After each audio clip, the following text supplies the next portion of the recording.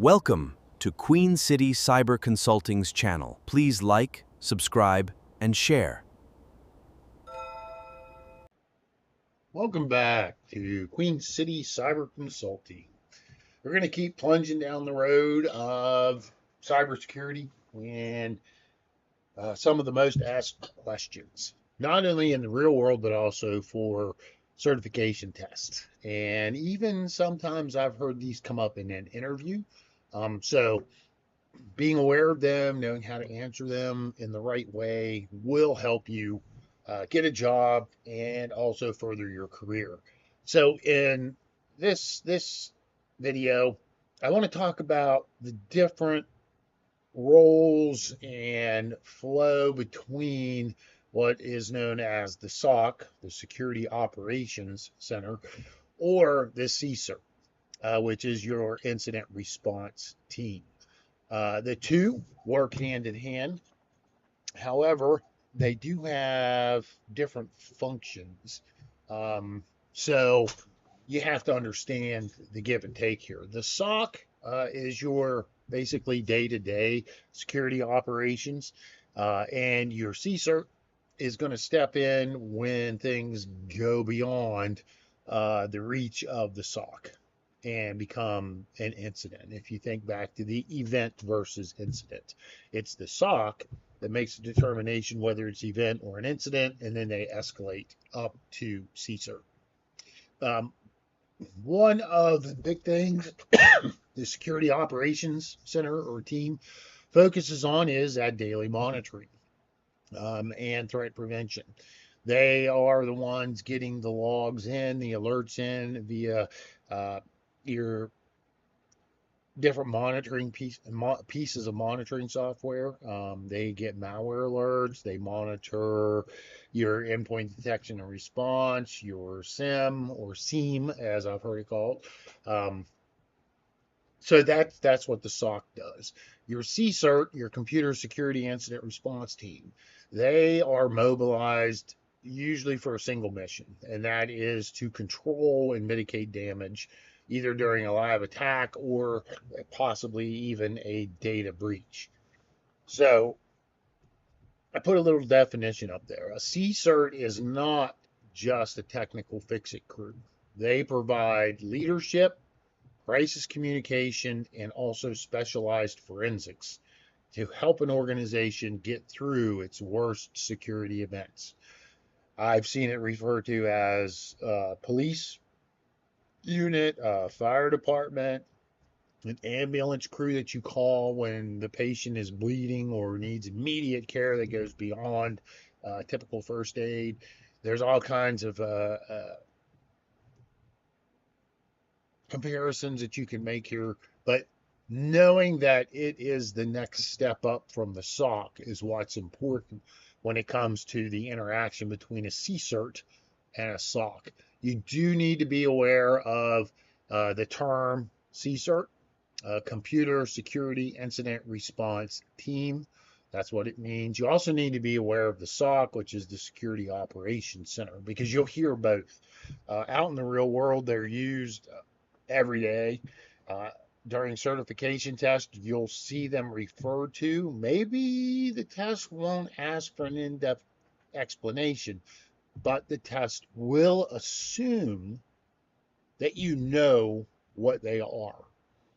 So knowing what they are kind of comes with the territory of working in cybersecurity. So the CSIRT life cycle, we've already been through the life cycle for SANS and also NIST. For CSIRT, it's not much different, and this basically goes down the line of the NIST 800 series standards. So you have preparation, detection, containment, and post-incident. The definitions here haven't really changed much at all.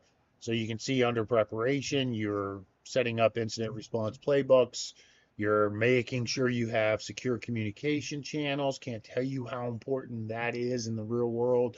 And you're also providing what they call in the industry proactive services. So you are running tabletops. You're doing playbook reviews and assessments. You're doing incident response plan assessments. There's always something to do here. And make sure that the business, if it's your business, then you're an inside CSIRT, but there are a lot of CSIRTs that are third parties too.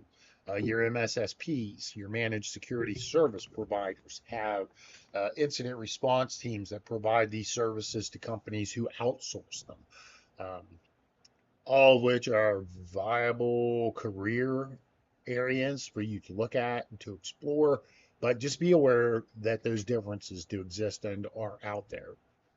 You have detection, which is triaging active high severity indicators of compromise, looking for threat scope, and validating origin entry vectors.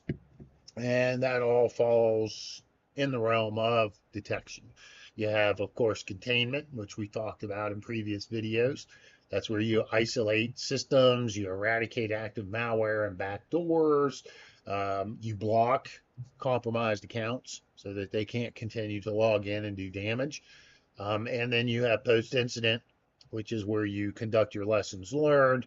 Now remember, in the NIST video, NIST versus SANS video, for NIST, that post-incident phase is ongoing. It's that loop. Remember, we talked about it being a loop throughout the entire process, feeding back into detection, containment, and even preparation. But for a CSIRT, a computer security incident response team, that post-incident becomes a lot more structured. Because now they're going to have a forensic report. Now they're going to have details pertaining to the breach.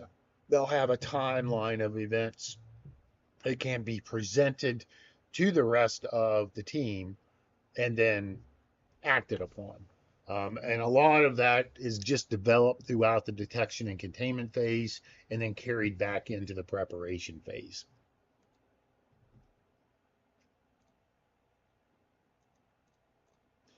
You have your security operations center. This is the 24/7 security patrol.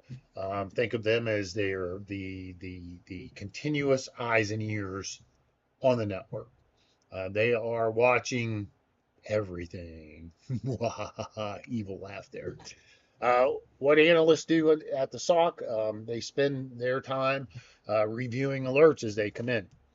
There are a lot of businesses that when they sign on to a SOC, they engage in what's called SLAs or service level agreements, meaning that the SOC will respond to alerts coming in within a set period of time, say 12 hours, say 24 hours, whatever it might be. It depends on really the customer's ideal for what a response would be, because the SOC interacts with the customer on a much more daily basis than the incident response team does, because they're getting those alerts, and depending upon the SAL or statement of work, maybe I should do a video on just some of the acronyms that are in the field, because there are a ton of them.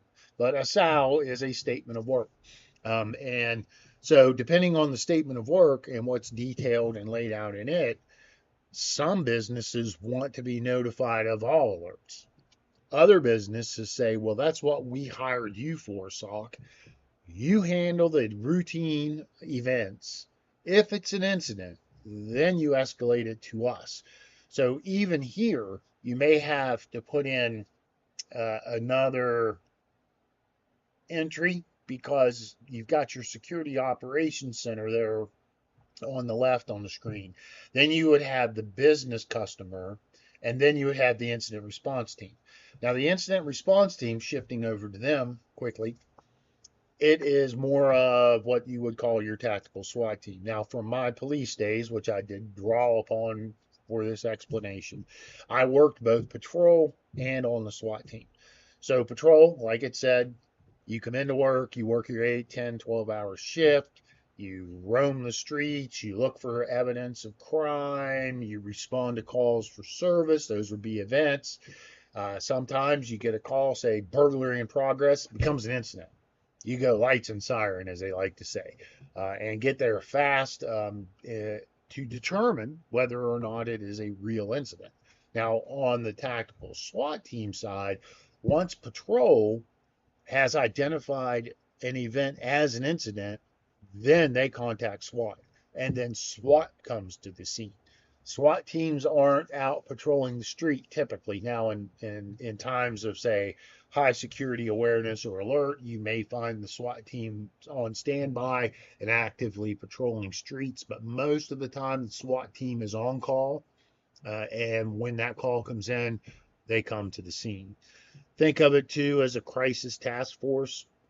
It is basically a project based unit that's triggered when an event becomes an incident.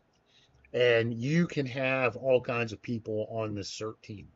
Um, you can have everything from legal, you can have HR, you can have compliance, you can have the press team, the PR team, because they're going to have to draft press releases to explain what happened. They're going to have the legal team to ensure that everything's done in a legal form.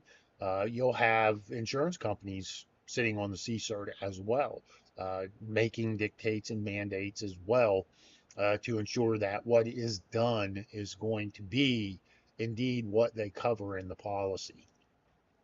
Their basic mandate is to contain high stakes breaches, conduct forensics, conduct threat eradication, and then also guide and govern the recovery process as they go through.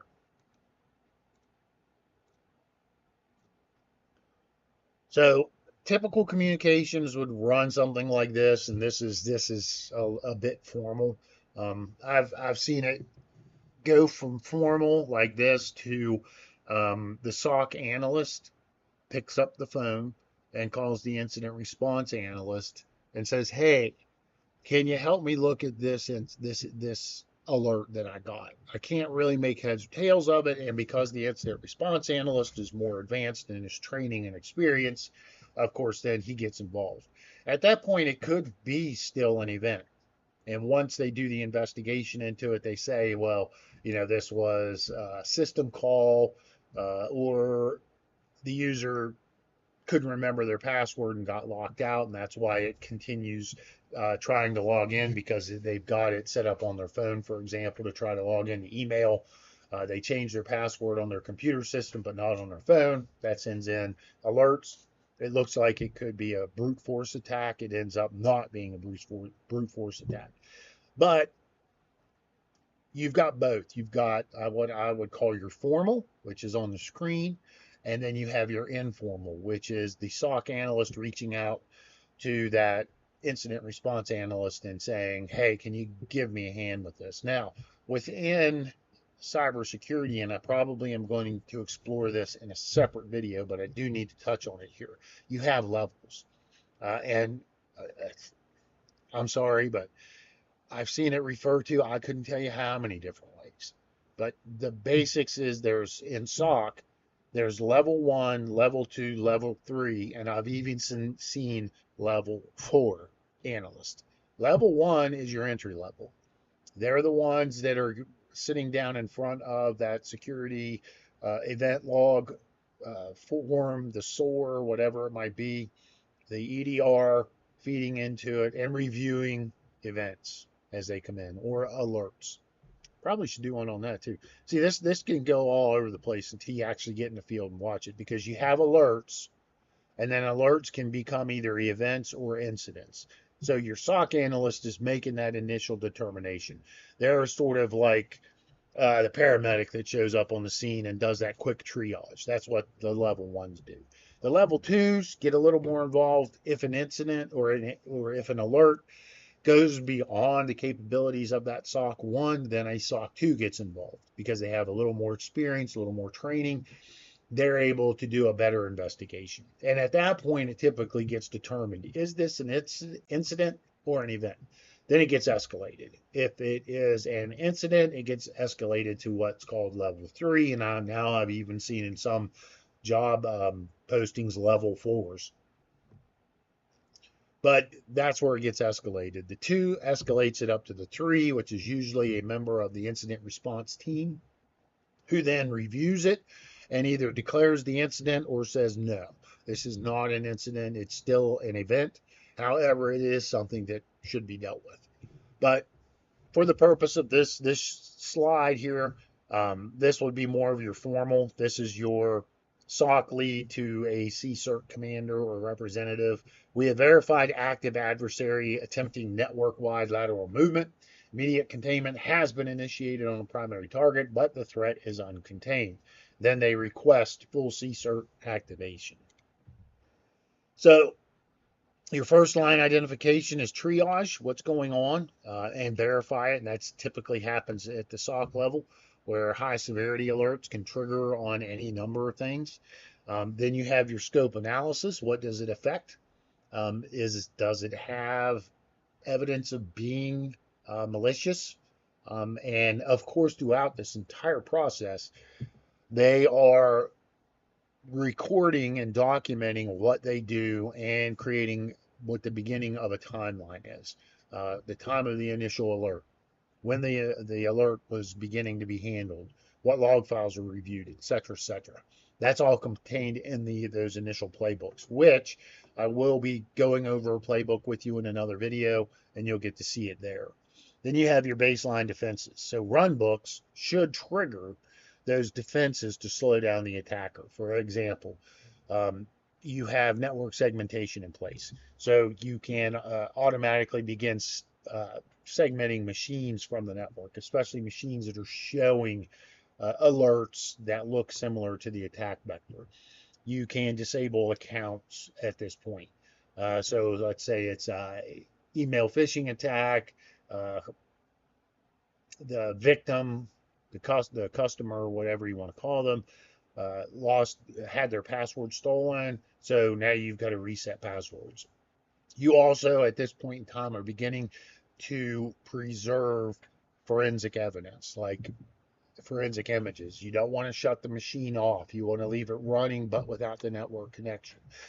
You're going to try to preserve memory if you can.